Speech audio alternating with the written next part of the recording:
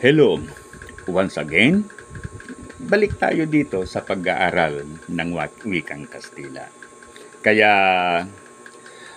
hola, buenos dias, amigos y amigas, damas y caballeros, simulan na natin ang pag-aaral ng wikang ito. Okay. Una, Quédate. So, the Spanish word is quédate. Sa English, it means take care. Then sa Pilipino, ingat o mag-ingat. Next one, vamos. Sa English, it means let's go. O sa Pilipino, alis na tayo. O pag sinabing let's go, naiintindihan din natin yan bilang mga Pilipino. Then, the next one, ayúdame. Okay. Kung titignan natin yung word na ayúdame, why, sa Pilipino, ayuda. Ayan. But in Spanish alphabet, Y is pronounced as J. Kaya instead of ayúdame, as it is in Filipino or in English, it is pronounced as ayúdame. So, in English, it's help me or tulungan mo ako. Okay? The next one, llámame. Again, in the Spanish alphabet, yung double L is pronounced as J also. Kaya hindi llámame, kundi it's llámame. So sa English, it means call me, or in Filipino, tawagan mo ako. Next one, estoy aquí. Okay, estoy aquí. So in English, it means I am here o I'm here. In Filipino, nandito ako. Next one, adios.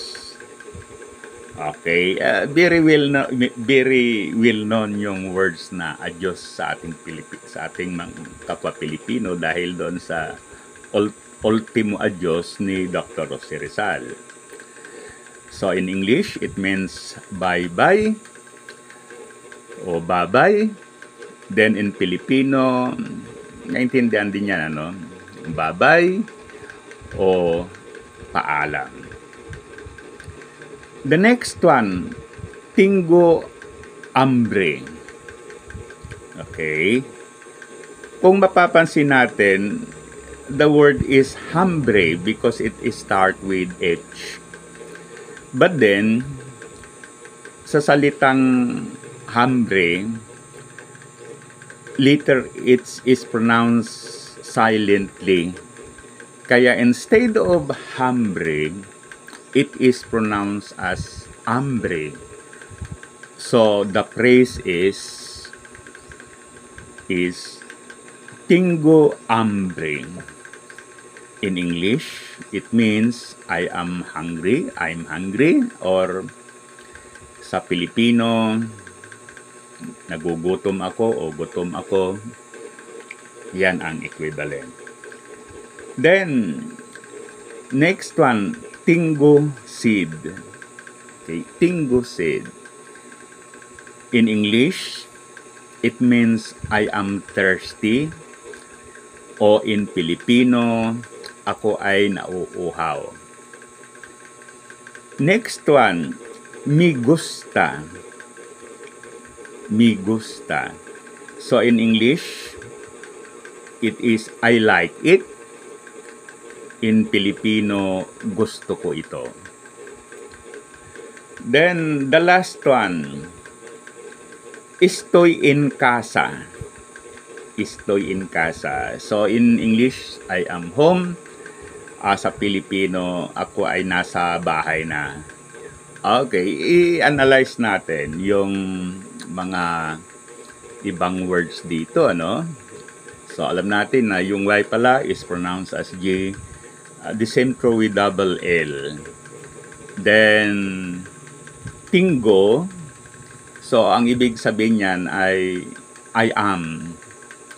Okay, that is in English. So, tingo hambre. Tingo sed. Then, yung me gusta. Okay, so yung Spanish word na gusta, very much related sa Philippine words na gusto. Okay, kaya yon.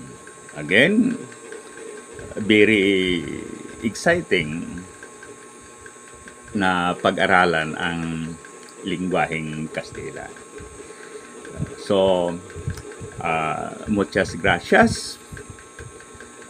Hasta pronto. Sana i-like at saka subscribe sa ating YouTube channel. Muli, maraming salamat.